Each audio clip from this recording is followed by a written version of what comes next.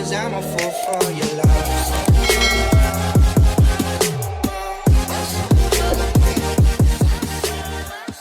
Welcome to Among Us, a game about using deductive reasoning, deception, trust, and of course, betrayal. Betrayed. Now, for those of you that have been living under a rock for the past few months and haven't heard of the game, this video is for you in case you want to enjoy some Among Us content and or play it. Let's start out with the objective of the game. Now, when you load into the game, you can either be crewmate or imposter. Playing as crewmate has two win conditions. You and your crew can either finish all of your tasks around the ship, or you can find out who the imposters are and vote them off. Just be careful not to vote off any innocent people. If you load into the game as imposter, your goal is to kill everybody until there are an equal amount of imposters and crewmates, or you can win off of a reactor or oxygen sabotage. Tasks are little puzzles you have to do around the map. Now you can open your map by pressing tab, and you can see little exclamation points around the map that show you where your tasks are. All of these tasks are simple puzzles that you should be able to figure out fairly quickly. When you load into a lobby, you may notice there is a setting called Visual Tasks. It's important to note that imposters cannot do tasks. So with Visual Tasks on, if you see somebody doing a visual task, you know that they cannot be the imposter. For example, when you are shooting asteroids, if you notice in the bottom right, the gun will be shooting. If you have Visual Tasks on, other crewmates will be able to see this gun shooting and know that you cannot be the imposter because you are doing a task. The same goes for shields, because in the bottom right, when you are done with the shields task, it will light up. The same goes for the trash task, because you'll see at the bottom of the ship the trash will fly out. Now the best visual task is medbay, because only one person can scan at a time. Remember, I only went over the visual tasks on Skeld, not the other two maps. You should get well acquainted with those visual tasks as well, and remember that there is medbay on every single map. If visual tasks are disabled, you will be able to see yourself do the visual task, but you cannot see other people do the visual task. Now, since this is just the basics, I will briefly go over something called common tasks. Now, all you need to know is that common task is a task that everybody has. This is more important for if you are playing the imposter, but if everybody has a task, the imposter needs to know which are the common tasks so that they know to fake those tasks. If you look at the top left of your task menu, those will be the common tasks for the round.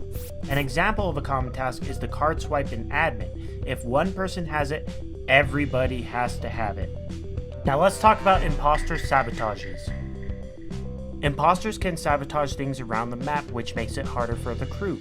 They can sabotage lights, reactor, oxygen, communications, and doors. Sabotaging lights will lower the crew vision, but the imposter can still see as if the lights never turned off. It's also important to know that while imposters cannot do actual tasks, they can fix any sabotages. Imposters can also sabotage oxygen. This is a critical sabotage because if the crewmates fail to fix it, the imposters will win the game. All the crew has to do is type in two codes at the oxygen panels. One is located in the oxygen room on the top right of the ship, one is located in the admin room in the middle of the ship.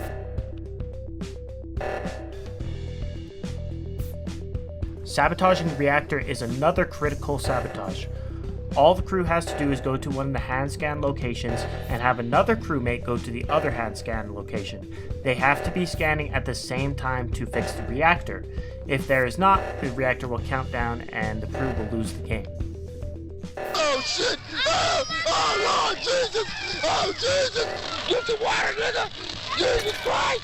Sabotaging communications will make it so that the crew cannot see what tasks they need to do. They will also be unable to see the progress bar at the top to see if people are completing tasks. It will also mess with things like cameras, vitals, or door logs. I feel like this is the most underrated sabotage, and I will put in future video how this sabotage can help you.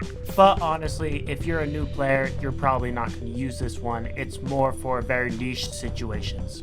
Now the last type of sabotage is to sabotage doors. When you sabotage doors to a room, it will block off all the entrances to that room. Nobody can enter or exit until the doors open again. It'll usually take a couple of seconds. You can also sabotage doors across the map or to any room that has the closed doors option. This is great for keeping crewmates separated, wasting their time, and just overall annoying people or putting the suspicion on somebody else. The important thing to remember about sabotages is you cannot close doors during an emergency, and that you share your sabotage with your teammate. So if you sabotage oxygen, that uses your teammate's sabotage as well. You can also sabotage while dead, but it is generally a bad idea to do that because your teammate might have a plan to sabotage oxygen, and if you sabotage reactor, that's going to mess up their plan. Another thing is that meetings cannot be called during sabotages. So if you know people are going to press the button and vote you off, you might as well sabotage and kill somebody. That way you can get another person off before you get voted out. Let's talk about vents really quickly. Imposters can use vents to get around the map quickly. Only imposters can use vents, so if you ever see somebody vent, you should definitely press the button and vote them out. If you're an imposter and somebody sees you vent, you better kill them before they press the button. Vents only connect to certain rooms, except on Mira B where all vents connect. Voting is a huge part of the game for imposters and for crew. If you're an imposter, you can try to get an innocent person voted off, which is just a free kill for you. If you're crew, you want to get the imposters voted out, that way you can slowly narrow it down and try to win the game off of that. If there is no hard evidence on who to vote, here's a good rule of thumb that you should follow. You should not vote if there are 7 people left and 2 imposters, or 4 people left and 1 imposter left. You have to vote if there are 6 people left and 2 imposters, and obviously if there are 3 people left and 1 imposter. There are rare situations where these rules do not apply, but for the basics you should follow these. The reason is for 7 people, if you do not know who the imposters are, if you vote somebody off incorrectly, the 2 imposters can double kill and win. If there are 6 people left and 2 imposters left, if you skip, both imposters will double kill and win. If there are 4 people left and you vote incorrectly, the imposter just kills and wins the game. It's a good idea to stick to these rules as imposter as well because A, it'll make you look less suspicious, B, you might be able to vote off a innocent person instead and win the game either way, or it'll prevent you from being voted off. Also remember that even though you're dead, you can still help your team by doing tasks. Nothing's worse than waiting on a ghost to do a task and the crew not being able to win because of it. And that is the basic guide to Among Us. I plan on uploading a few more videos to help you do better in Among Us, involving the crew, the imposters, and some advanced tactics, so watch out for those coming up. And if there's anything I missed in this video, feel free to comment it and I will leave it in a pinned comment. Thank you all for watching.